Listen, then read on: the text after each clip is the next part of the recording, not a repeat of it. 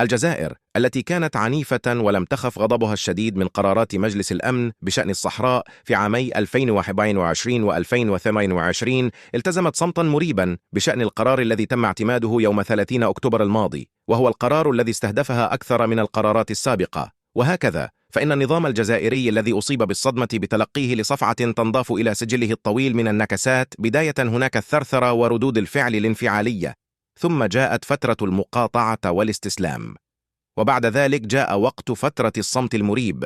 هذا باختصار مسار السياسة الخارجية الجزائرية، وبخاصة فيما يتعلق بالصحراء الأطلسية، الملف الذي تظهر فيه عداء مستكنا تجاه المغرب والذي يشكل عمودها الفقري لتلك السياسة. والدليل على ذلك عدم إبداء أي رد فعل من الجارة الشرقية فيما يتعلق بقرار مجلس الأمن 2703 بشأن الصحراء الذي تم اعتماده في 30 أكتوبر الماضي في مقر الأمم المتحدة في نيويورك. مثل تلك القرارات التي كانت أقل حدة فيما يخص مسؤولية الجزائر، وكانت مطبوعة بروح الواقعية والتوافق في حل النزاع في الصحراء، أثارت غضبا شديدا لدى جنرالات الطغمة العسكرية في عامي 2021 و2022.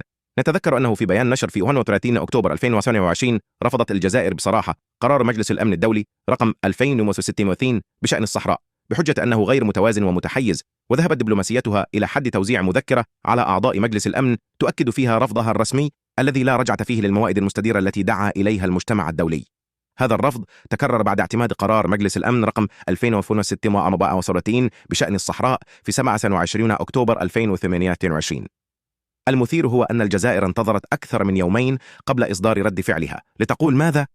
لتؤكد بألفاظ غامضة أن هذا القرار على غرار القرارات السابقة ناتج عن مسار إعداد صعب يفتقر لأي نية لتوجيه أو تحفيز الجهود المبذولة بهدف الإبقاء على طبيعة مسألة الصحراء الغربية ومعالجتها بناء على عقيدة الأمم المتحدة وممارساتها الحسنة في مجال تصفية الاستعمار. والعجيب أن دبلوماسية الطغمة العسكرية ترتكز في ذلك على خطة الحل الواردة في القرار رقم 690 الذي يعود إلى عام 1998، وهو موقف عفى عنه الزمن.